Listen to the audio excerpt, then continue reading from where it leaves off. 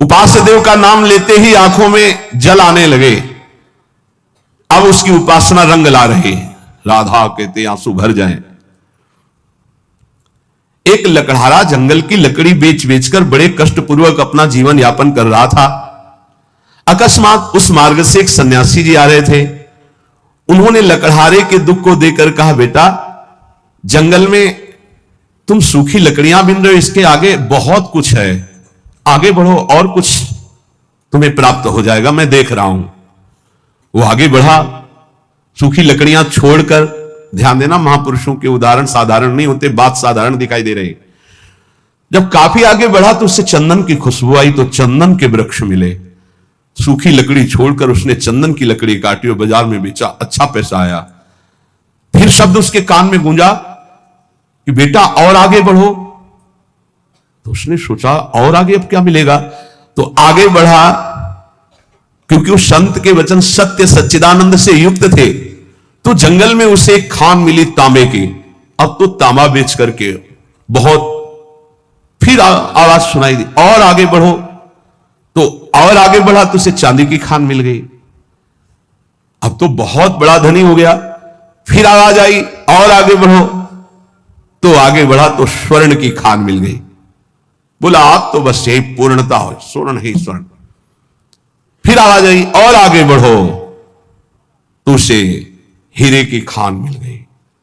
अब एक हीरा जीवन भर लकड़ी बेचने वाला लकड़ी बेचता तो उसकी बराबरी नहीं, ऐसे हीरे की खान मिल गई। भावार्थ और अंदर उसका रहस्यार्थ, ये मानो भोगों में फंसा हुआ है। आगे बढ़, आगे बढ़। जैसे जैसे वह अध्यात्म की तरफ बढ़ता है, नाना प्रकार के दिव्य सुख, और आगे बढ़ सिद्धियों के सुख, और आगे बढ़ भावात्मक सुख, शांत सुख, दास्य सुख, वात्सल्य सुख, कांता सुख, सहचर्य, अपूर्ण महामाधुर्य रस में स्थित। हमें जब तक भूमा सुख न मिल जाए तब तक रुकना नहीं, आगे बढ़ते रहना है। अल्प सुखों का भोक्ता भूमा सुख का अधिकारी नहीं होता। यदि संत की बात मानकर लकड़ी बेचना काम बंद न करता तो आगे नहीं बढ़ पाता। आवाज आती रही आगे बढ़, तो फिर चंदन, फिर आगे बढ़ा तांबा, फिर आगे बढ़ा चांदी, फिर सोना, फिर हीरा, अर्थात एक से एक दिव्यताएं, आप ज्ञान की सुंदर भूमिकाएं, भक्ति की सुंदर दिव्य भूमिकाएं, इनको क्रॉस करते थे। अल्प सुख साधना का मिले उसी में तृप्त हो गया, वो महान सुख को नहीं प्राप्त कर सकता। श्री रामकृष्ण परमहंस जी कहते हैं, लकड़हारे की तरह छोटी सी साधना के सुख को पाकर तृप्ति का अनुभव मत करो। ज्ञान का समुद्र लहरा रहा है आध्यात्मिक क्षेत्र में, और उस ज्ञान के परम धनी बनकर स्वयं भगवत स्वरूप हो जाओगे। देखो, एक छोटे पौधे की रक्षा उसके चारों ओर घेरा बना करके की जाती है, नहीं तो बकरी चर जाएगी। और वही पौधा जब बड़ा हो जाता है, वृक्ष रूप हो जाता है, तो सैकड़ों बकरियों का पेट भर जाएगा, उसकी छाया में रहेंगे, उसका कुछ नहीं बिगड़ेगा। ऐसे ही जब भक्ति का छोटा अंकुर निकले तो कुसंग रूपी बुरी संगति रूपी बकरी से बचना। बकरी का चरा हुआ छोटा पौधा किनगा बहुत ही मुश्किल देता है, क्योंकि डंठल भर रह जाता है, वैसे चुन लेती है। अर्थात यदि बुरी संगति हो जाए नए भगत को, तो पूरी भक्ति को ही वो नाश कर देगा, पूरा का पूरा नाश कर देगा। तो आप देख लो, आंखों के सामने दिखाई देता है। जब तुम्हारे हृदय में भक्ति, तो साधु संगति रूपी बाढ़ के अंतर्गत रहना। साधु संगत करे अनुदिन राति, अर्थात संतों के वचनों में केवल रहना, बस दूसरे की बातें मत सुनना, नहीं तो बकरी है चर जाएंगे, किनगा भी नहीं निकलेगा दोबारा भक्ति का। ऐसे कितने उदाहरण जीवन में देखे हैं कि बड़े भाव से चलना चाहते थे, लेकिन भारी कुसंग हो गया, नष्ट हो गए, भारी कुसंग। जब वही भक्ति वृक्ष रूप हो जाएगी तो हजारों लोग नीचे आनंदित होकर विश्राम करेंगे, कुछ फर्क नहीं पड़ता, फिर निंदकों का कोई प्रभाव नहीं पड़ता। पर पहले भक्ति को वृक्ष रूप बढ़ने दो।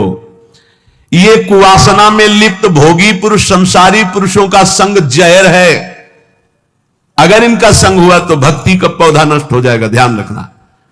ये दुर्जन भेजे जाएंगे तुम्हारे पास, दुर्जन जो भक्ति को नष्ट करने वाले हैं, पर तुम इनका संग मत करना, तो तुम्हारी भक्ति वृक्ष रूप हो जाएगी। बहुत जोर से प्रभाव पड़ता है दुर्जनों का। भगवान का भरोसा और विघ्न अपने आप नष्ट हो जाते हैं, पर बड़े भयानक प्रलोभन, बड़े भयावह दृश्य संसार के ऐसे उपस्थित होते।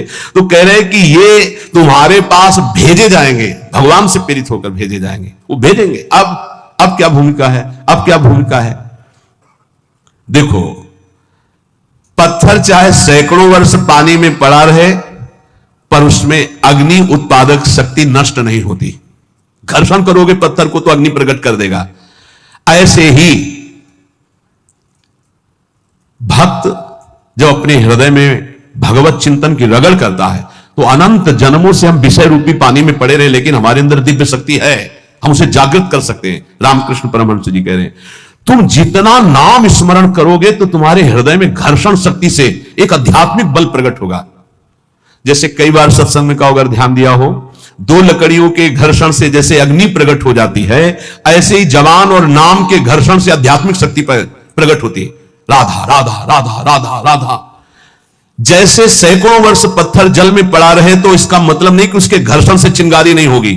ऐसे ही सैकड़ों जन्मों से मैं विषयों में पड़ा रहा हूं, इसका मतलब यह नहीं कि मेरे अंदर आध्यात्मिक शक्ति उत्पन्न करने की सामर्थ्य नहीं रह गई। मैं भगवान का अंश हूं, आज जागूंगा तो आज मैं परमात्मा प्राप्त हो जाऊंगा। आज हम में वो सामर्थ्य है, हम अपनी सामर्थ्य को जागृत करें। कैसे? नाम जी है जपी जागहि जोगी। नाम जप करके हम जगते हैं, हम अपनी शक्ति को जागृत करते। नाम, ईश्वर का नाम जितना तुम जपोगे उतना ही हृदय प्रफुल्लित होकर महान पावर से युक्त हो जाएगा। बड़े बड़े महापुरुषों के वचनों को पकड़ लो। एक मनुष्य कुआं खोदना शुरू करता है, बस एक हाथ पानी रह जाता है और रोक देता, थक गया। ये 25 हाथ खोद चुका, फिर भी पानी नहीं निकला, अब तो लगता है नहीं निकलेगा, और एक हाथ में पानी है। ऐसे ही साधक कभी कभी धोखा खा जाता है। बस भगवत प्राप्ति होने वाली है, उसको लगता है पूरा जीवन हो गया, अभी तक कोई अनुभव नहीं हुआ। अरे थोड़ा एक हाथ और खोद, स्रोत निकलने वाला है। रामकृष्ण परमहंस जी कह रहे, पर वो नादान, एक हाथ में पानी निकलने वाला था, छोड़ दिया, दूसरी जगह कुआं खोदा, फिर छोड़ दिया, फिर तीसरी जगह कुआं खोदा, पूरा जीवन कुआं खोदने में लगा दिया, पानी नहीं पी पाया। समझ पाए? ऐसे उपासक है ये संप्रदाय, वो मार्ग, लेकिन पानी नहीं पी पाया चुल्लू भर। अगर एक ही ढंग से खोदता तो बस एक हाथ बाद स्रोत खुलने वाला था। एक गुरु, एक ग्रंथ, एक पंथ, एक मंत्र, एक संत, एक कंत, सांगो पांग उपासना पकड़ लो, निकल जाए। हमने देखा कि जो इधर उधर भटकने वाले वो जीवन भर भटकते रहते हैं, क्योंकि तलवार की धार पर चलने के लिए जो हिम्मत चाहिए वो गुरु बदलने से नहीं आती, वो चलने से आती है। ये जो बदलुआ लोग होते हैं ना, बदलते ही रहते हैं। व्यभिचारी की वृत्ति पातिव्रत धर्म से कभी एक नहीं होती, ध्यान रखना। होटलों को खाने वाला कभी एक रसोई में भरपेट जीवन भर नहीं खा सकता, उसको चाट लग गई है। ऐसे ही जो व्यभिचार प्रवृत्ति भक्ति में है, आज यहां कल वहां। परमहंस जी कह रहे 25 हाथ कुआं खोदा, छोड़ दिया कि यहां पानी नहीं हो, एक हाथ बाद पानी निकलने वाला था, फिर दूसरी जगह खोदा, फिर छोड़ दिया, फिर तीसरी जगह खोदा, जीवन हो गया, कुआं खोदते पानी नहीं मिला। अगर एक में ही उतनी मेहनत और कर देता तो करना ही नहीं पड़ती, एक हाथ बाद स्रोत था।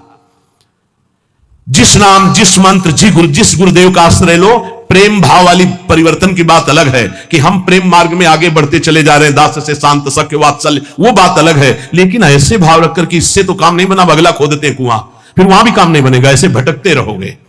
बहुत महापुरुषों के वचनों को बहुत समझना चाहिए। ईश्वर पूर्ण है, निर्भर रहने से उसका अनुभव होता है। क्या साधना बताई? निर्भर रहना, निर्भर प्रेम मगन हनुमान।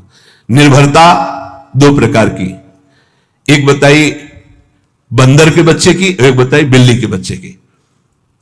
जैसे बंदरिया को जब छलांग लगानी होती तो ऐसे बच्चे को करती, 1 सेकंड में बच्चा समझ जाता है, कस के बाल पकड़ लेता है और छलांग मारी, निकल। अगर बच्चा छोड़े तो खुद गिरे, पकड़ना बच्चे को होगा। और एक होती है बिल्ली की निर्भरता। अब बिल्ली उसी दाढ़ से पकड़ के ले जाएगी जिससे चूहा पकड़ती है। एक बार बिल्ली चूहा को पकड़ ले तो जीवन से हाथ धो देगा, उसी मुंह में अपने बच्चे को दबाती है और दूसरी जगह ले जाती है। बिल्ली का ही काम है, बच्चा तो ऐसे पूरे म्याऊं, कोई मतलब नहीं, जहां मन आवे तहां ले जाओ। ये है पूर्ण निर्भरता। तो प्राय जो अहम प्रधान, साधना प्रधान होते हैं, बंदर के बच्चा होते हैं। इशारा दिया गुरुदेव ने, मारो छलांग, मार पाओ, गिर जाओ, लेकिन जो ऐसे होते ना म्याऊ वाले बच्चा कै बच्चा के पेट और घट करे विनाशन, वो इशारा नहीं देते, वो गोदी में बैठाते कि ये भैया इशारा भी दो तो ये छलांग मारने वाला नहीं, हम ही को लेके छलांग मारना है। ऐसा बहुत सुखद रहता है ये निर्भरता। तो बोले ईश्वर पूर्ण निर्भरता से प्राप्त होता है। निर्भर प्रेम मगन हनुमाना। निर्भर शब्द का मतलब पूर्ण रूप से अपने आराध्य देव पर ही आश्रित।